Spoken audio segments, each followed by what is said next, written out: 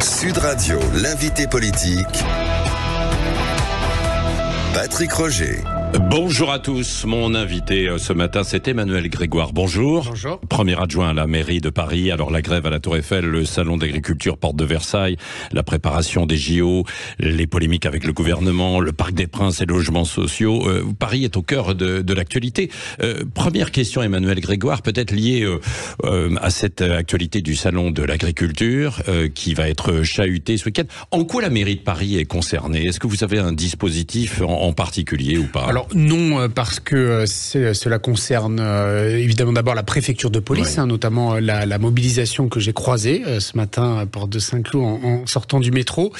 Mais oui, parce que d'abord nous avons la chance d'accueillir le salon de l'agriculture. C'est une fierté nationale, c'est une fierté de notre ville d'accueillir cette exceptionnelle vitrine du monde agricole, de la production et de la filière française en la matière. La maire de Paris ira, comme tous les ans. Elle ira faire une visite. Bien vous sûr, aussi, oui. de nombreux élus iront et j'irai évidemment. Audrey Pulvar, qui est l'adjointe sur ces questions-là, parce que c'est un sujet que nous travaillons beaucoup. Je veux, comme beaucoup, leur dire notre attachement à l'agriculture française, notre attachement à la qualité de sa production.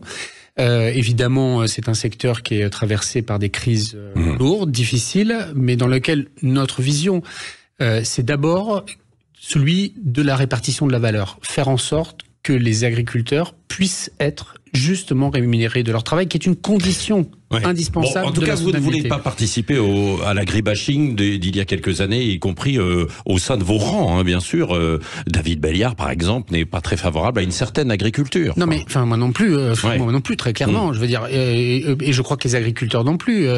Les agriculteurs, ils veulent aussi être porteurs de valeurs, de sens, de responsabilité environnementale. Et c'est un peu peut-être l'aspect qui m'a gêné dans le débat tel qu'il a émergé. Le sujet est pas celui, à mon sens, celui de la norme environnementale seulement. Évidemment qu'il ne faut pas se mettre des boulets aux pieds qu'on n'imposerait pas aux autres, et en particulier sur le plan européen. Mais le sujet central est celui du partage de la valeur. Qui gagne de l'argent sur la production agricole entre les distributeurs, les producteurs, la question aussi des consommateurs évidemment on est aux côtés des agriculteurs. Mais le salon de l'agriculture, dans les moments un peu difficiles, c'est d'abord un moment de rencontre professionnelle, mais c'est aussi un moment de fête, de rencontre entre le grand public, en particulier les urbains, et leur attachement viscéral à la campagne, puisque beaucoup en viennent. Moi j'ai vécu toute mon adolescence en pleine campagne où on ne vit quasiment que de la production agricole et en particulier de la production viticole. Et donc, il y a beaucoup de Parisiens. Ils ont beau être des Parisiens, ce sont d'abord aussi des gens qui ont une histoire de terre, une histoire agricole dans leur famille ou qui y vont avec plaisir chaque année en vacances. Bon, vous ne craignez pas justement des débordements, des saccages? Je ne peux pas y croire un seul instant, parce que le salon de l'agriculture... Vous aux agriculteurs je ne crois pas du tout avoir besoin de leur lancer un appel. Ils savent que le salon de l'agriculture, c'est un moment de joie, un moment de démonstration de compétences, d'une histoire agricole très riche. Et je crois que c'est un moment d'abord de fierté et de rencontre avec le public. Alors venons-en à la Tour Eiffel, qui est pas très loin justement de cette porte de Versailles. Elle est fermée à cause d'un conflit entre les salariés de la société d'exploitation et la mairie de Paris, vous-même, parce que schématiquement, vous demandez une redevance qu'ils jugent trop élevée. Qu'est-ce que vous leur répondez? Alors, c'est un peu technique, mais grosso modo, il y a un contrat qui lie la ville de Paris, qui est propriétaire de la Tour Eiffel, et la société d'exploitation de la Tour Eiffel, qui a été signée en 2017. Et sans rentrer dans le détail, depuis 2017, évidemment, il y a eu un événement majeur et structurant pour la Tour Eiffel, c'est la crise Covid. La Tour Eiffel a perdu énormément d'argent et d'ailleurs je veux rappeler que la ville de Paris est venue immédiatement en soutien financier de la Tour Eiffel pour faire en sorte de maintenir sa capacité à être entretenue, etc. Les salariés, ils ont une inquiétude que je partage et donc j'ai espoir que ça permette de sortir de la crise rapidement. C'est ils disent... Il faut que la Tour Eiffel garde les moyens de l'entretien du bâtiment, de son patrimoine. Et deuxièmement, il faut pouvoir accueillir de la meilleure façon possible les touristes. Une fois que ces deux conditions seront réunies, je suis persuadé que nous arriverons à convaincre les salariés que la Tour Eiffel est engagée sur de bons rails. C'est l'un des plus hauts niveaux d'investissement. Oui, mais les salariés disent vous demandez une redevance qui va être beaucoup trop importante, de 8 à 50 millions, et donc on ne pourra plus, on n'arrivera pas en fait à répondre à ça. Ça, c'est pas encore encore une fois un peu technique. Ça, c'est les termes qui ont été signés par les partis en 2017. Voilà. Et donc, précisément, nous sommes en train de les renégocier, attentifs et à l'écoute. Il y a un vote cette semaine. Donc, attentif à ces remarques, la Ville de Paris a accepté de revoir les termes de la collaboration entre la société d'exploitation et la ville, mais autour des mêmes enjeux que ceux que donnent les salariés. Donc il faut. Donc qu'est-ce que vous leur dites alors? Que vous allez essayer de trouver vraiment un terrain d'entente? Nous avons. Moi, je reviens dans le détail. Bien évidemment, on suit ça de façon extrêmement étroite. On a été mobilisé ces derniers jours pour accompagner la direction de la société d'exploitation dans ce dialogue avec les salariés, leur dire que leurs revendications, nous les entendons et que nous entendons y répondre positivement, et donc que les termes du contrat évolueront pour faire en sorte de garantir l'entretien de ce monument exceptionnel. Deuxièmement, les meilleures conditions d'accueil possibles pour l'ensemble des visiteurs. Et troisièmement, pour pouvoir donner des moyens de se développer dans les années qui viennent. Et voilà, j'ai bon espoir que ça. Mais est-ce que vous avez les moyens justement de l'entretenir, cette tour Eiffel? Bien sûr. Alors, je vais vous donner un exemple. Parce que évidemment, ça coûte cher. Ça coûte. Il y a des dégradations, bien sûr, ça coûte évidemment très très cher. Gustave Eiffel avait l'habitude de dire que sa tour n'a qu'un seul défaut, c'est qu'elle est en fer et donc elle peut rouiller. Donc c'est en permanence un entretien de ce bâtiment très complexe et puis dans des conditions difficiles qui sont exceptionnelles à avoir, parce que c'est peint avec principalement des cordistes qui passent leur temps dans des conditions acrobatiques incroyables à aller peindre les petits bouts dans tous les coins. Et donc, il faut bien dire que nous n'avons jamais mis autant d'argent depuis que la Tour Eiffel a été créée sur son entretien. C'est un montant global qui est spectaculaire. C'est autour de 380 millions d'euros sur la durée du contrat de rénovation. D'autant qu'il y a un phénomène, et c'est bien normal de le mettre en œuvre, c'est que la peinture qui a été utilisée au tout début, notamment après la moitié du XXe siècle, il y a du plomb dedans. Et donc nous avons besoin de protocoles beaucoup plus stricts, de protection des salariés qui sont amenés à intervenir en décapage et en peinture de la Tour Eiffel. Je tiens vraiment à rassurer sur l'état du bâtiment. On voit plein de choses, etc. Ce sont les gens qui vont prendre la tâche de rouille, etc. Ce bâtiment fait l'objet d'une surveillance permanente. Il y a des choses qui vont nécessiter des investissements majeurs et complexes parce que, par exemple, on a encore l'un des ascenseurs qui est un ascenseur de la fin du 19e siècle. C'est à la fois le charme mais en fait, c'est pas forcément optimal pour assurer la rapidité de desserte de la tour. Mais ce bâtiment est en bon état. C'est un joyau de la ville de Paris, mais c'est un joyau national sur le plan symbolique et patrimonial. Et donc, nous mettons le paquet pour son entretien. Et ça continuera dans les années à venir. Alors justement, la ministre de la Culture, Rachida Dati, vous propose le classement de la Tour Eiffel aux monuments historiques pour une autre prise en charge. Qu'est-ce que vous en pensez? Écoutez, c'est une main tendue de Rachida Dati? Non, généralement, quand Rachida Dati elle est ministre de la Culture. Elle est ministre de la Culture aujourd'hui. C'est peut-être, mais son expression était, à mon avis, incomplète. D'abord, ce monument, il est inscrit à l'inventaire des monuments historiques depuis 1964. Deuxièmement, il est dans un site classé, c'est-à-dire sur le plan juridique, il bénéficie des protections patrimoniales les plus élevées. C'est l'avis conforme des ABF, c'est la question du secteur protégé UNESCO, et c'est évidemment tout ce qui entoure ces protections patrimoniales et le fait que à chaque fois nous avons recours à un conseil. Rachida Dati, on va en discuter avec elle d'abord parce que moi je suis pas par principe fermé à des hypothèses, mais je pense qu'il y a un peu d'habileté. D'abord, elle est dans sa formulation aussi, elle l'a fait sur un réseau social. Elle dit la mairie doit me le demander. Non, sur le plan juridique, elle peut aussi le proposer. Elle en a le droit. Donc on va discuter de tout cela. Donc vous lui dites chiche, on discute quoi. Avec Rachida Dati, on a une relation évidemment compliquée sur le plan politique local, mais on essaye du point de vue de la ville de Paris, de ne pas confondre les enjeux, les échéances. Il faut travailler dans l'intérêt de tout le monde et elle est ministre de la Culture. Et à ce titre, elle exerce des responsabilités importantes. Et donc, si elle a une proposition de dialogue, nous la saisirons, on en discutera. Donc vous lui dites ce matin, Rachida Dati, si vous voulez nous recevoir, nous sommes prêts à en discuter. On est prêts à en discuter sur les raisons pour lesquelles... parce qu'il y a notamment d'autres sujets très techniques, mais il y a plein de sujets intéressants de notre point de vue sur l'accompagnement que pourrait faire le ministre d'État de la Culture pour les collectivités territoriales en général sur la question de l'entretien patrimonial. Oui, et qu'est-ce qui se passe autour aussi de la Tour Eiffel, du Champ de Mars? Les abords se sont détériorés. Alors vous avez un adjoint à la mairie de Paris qui est allé de sa réflexion en disant si vous arrivez au pied de la Tour Eiffel, bah oui, ça fait partie, je schématise, mais du folklore d'avoir un joueur de bonneteau et un vendeur à la sauvette. Alors c'est comme vous le dites un peu schématique et je n'aurais je n'aurais jamais utilisé ces mots-là. Oui. Non, la vente à la sauvette n'est pas du folklore. Oui. Non, le bonneteau n'est pas du folklore. Ce sont des incivilités qui, par ailleurs, mais il ne s'agit pas de condamner la personne individuelle qui généralement fait ça pour gagner 20 centimes d'euros. Mais c'est un, illégal, et deux, ça génère du trafic d'êtres humains avec des réseaux mafieux sous-jacents qui sont extrêmement structurés. Donc notre objectif, il est simple, il est clair, et c'est le même que la préfecture de police, c'est de démanteler les réseaux de vente à la sauvette et les réseaux de bonneteau, qui est pas la même chose, mais qui est aussi agressif vis-à-vis des touristes, illégal et parfois violent. Je veux être très clair là-dessus.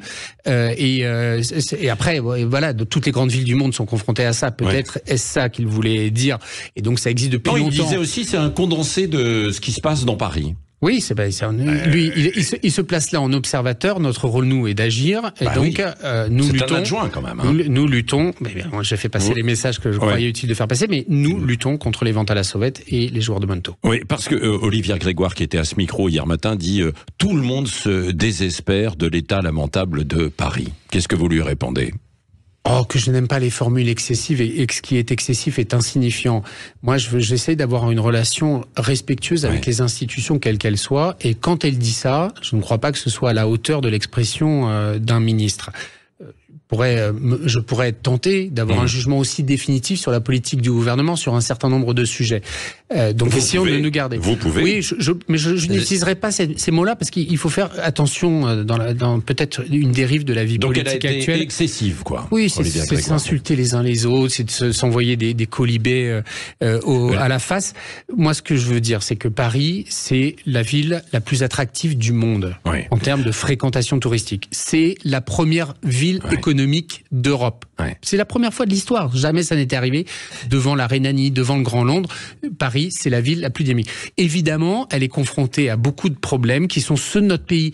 La précarité, la question de la délinquance, des incivilités, la question aussi de son hyperfréquentation, du tourisme, etc.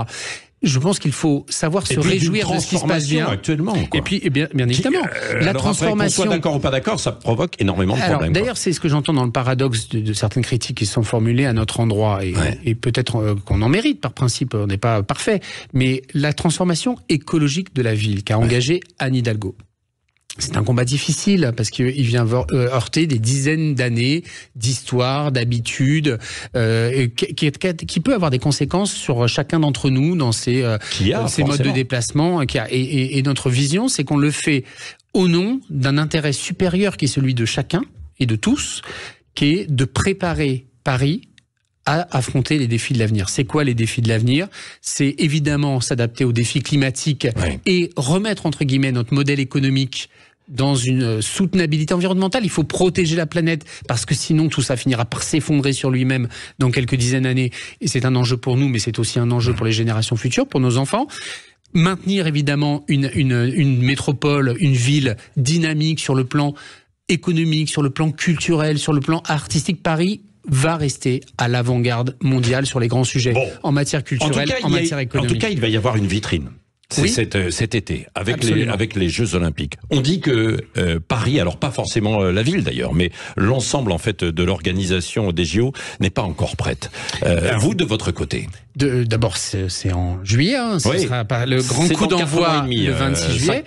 Donc on met tous les bouchées doubles pour que ces JO soient une réussite. D'abord pour le monde entier qui va y venir. Et qui le regardera à la télévision, c'est évidemment en particulier pour les sportifs, parce que c'est d'abord un événement sportif. Pour tous ceux qui vont vouloir vivre cet événement en venant à Paris, qu'ils aient ou pas un billet d'ailleurs, nous on est vraiment très attentifs au fait que ceux qui veulent vivre l'événement positivement et qui n'ont pas de billets puissent faire la fête, vivre la fête des Jeux Olympiques avec la grande famille. Ce sera difficile de circuler quand même, de faire la fête, quoi. Que ce soit en voiture ou même dans les transports où c'est 2 fois plus cher. Je donne quelques exemples de passionnés de sport qui savent que des fois c'est compliqué et que quand même ça vaut le coup. Quand on va voir une épreuve du Tour de France n'importe où sur le territoire, on sait que c'est compliqué d'y aller, on sait qu'il y a des contraintes de circulation, mais on y va et on passe un bon moment.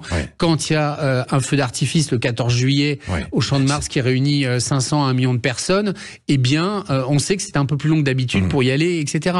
Donc ce qu'on veille, ça c'est important, c'est pour que tout le monde puisse faire la fête, et 2, quand même notre attention à ce que la vie quotidienne puisse continuer normalement, et je veux être très rassurant là-dessus. Ah oui, parce que les commerçants, les habitants sont très inquiets. Les commerçants, ils n'ont pas encore toutes les directives pour savoir comment ils seront approvisionnés, comment ça fonctionnera. Ils regrettent d'ailleurs de ne pas avoir reçu, par exemple, de place. Je me fais le porte-parole de certains qui disent oui, on va subir des désagréments pour certains, mais on n'a pas été invité, par exemple. Et Tony Estanguet a l'occasion souvent de s'exprimer, et Anne Hidalgo a toujours veillé à ce que ce soit le cas. Ce seront des jeux dans lesquels évidemment il y a des places qui coûtent très cher, mais il y a énormément de places qui sont pas chères. Il y aura également des places gratuites qui seront mises en place, notamment pour la cérémonie d'ouverture. L'accessibilité des jeux, la question qu'on puisse y aller quand bien même on n'est pas riche, elle a été garantie par la candidature et par le process. Et donc il y aura des possibilités d'y aller de façon très importante, et on organisera ça en temps utile. Vous passez le même message qu'Anne Hidalgo il y a quelques jours. Ce serait une connerie de quitter Paris pendant les Jeux pour les habitants. Oui, parce en même temps, il faut loger tous ces touristes qui vont venir. Oui, mais la force de Paris, c'est que Paris, elle accueille énormément de touristes tout le temps. Tout le temps. Donc on a l'habitude d'accueillir beaucoup de monde. Il y a évidemment certains ne viendront pas justement parce qu'il y aura les Jeux. Oui, mais je rappelle quelque chose peut-être que les gens n'ont pas en tête, c'est que la fréquentation des Jeux Olympiques est à 90% une fréquentation nationale. Ça vraiment change la nature du tourisme. C'est une fréquentation régionale et nationale d'abord. Et donc il y aura moins d'internationaux peut-être à venir. Exactement. Il y aura moins d'internationaux, parmi évidemment les délégations et leurs accompagnements. Et donc il faut rester à Paris. Évidemment, ceux qui veulent faire autre chose font autre chose. Nous on donne pas de conseils, mais il faut rester à Paris parce que ça va être un moment unique. Je veux dire, ceux qui ont la mémoire de la Coupe du Monde 98. Il y en a qui vous écoutent là ce matin qui se disent non, je resterai pas à Paris parce que je ne pourrai pas me déplacer en voiture parce que ce sera plus cher et ce sera infernal. Eh bien d'abord, je préfère partir. Je leur dis, ils font ce qu'ils veulent, et ce sont des gens libres et indépendants. Donc j'ai pas simplement, nous on fait en sorte que l'événement puisse être vécu de façon positive. Fin juillet, ce sera une grande fête dans laquelle on souhaite associer tous les acteurs privés, les restaurants, les bars. Beaucoup d'associations sont impliquées, qu'elles soient sportives, culturelles. On organise des lieux de festivité dans tous les arrondissements. Ça va vraiment être une grande fête, et nous, notre boulot, c'est de faire en sorte qu'elle soit belle. Bon, Emmanuel Grégoire, on verra, premier adjoint à la mairie de Paris. Il y a après les JO aussi. Et alors là, il y a un plan local d'urbanisme qui suscite bien des questions, et à tel point qu'il y a d'ailleurs eu une pétition qui a été lancée par la direction diocésaine de l'enseignement catholique. Parce que schématiquement, vous voulez, à l'occasion de rénovation dans des lieux, vous accaparez, entre guillemets, d'une partie du terrain, du foncier, pour en faire du logement social. Alors, qu'est-ce que vous leur répondez? Parce que c'est faux. Attendez. Que c'est faux. C'est faux. Oui, mais c'est faux. J'ai appelé le diocèse. On a eu un échange avec le diocèse, et le diocèse ne croit plus ça. Et le diocèse ne peut pas croire ça puisque c'est faux. C'est faux. Et notamment sur un point. D'abord, c'est pas du tout nouveau avec le PLU bioclimatique. C'était déjà le cas de plusieurs établissements depuis 2006. 2006.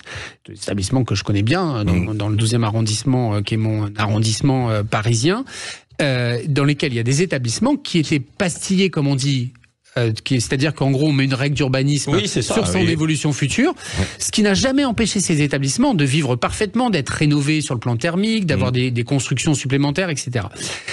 Mais c'est le bon moment d'en parler. Pourquoi ? Parce que d'abord, on est en enquête publique jusqu'à encore la fin février sur le PLU, et donc toutes ces contributions sont utiles. Pourquoi ? Parce que, il n'est pas impossible que nous ayons fait des erreurs techniques, et c'est l'objet précisément. On parle les prescriptions, on parle de dizaines de milliers de prescriptions à étudier en détail, etc.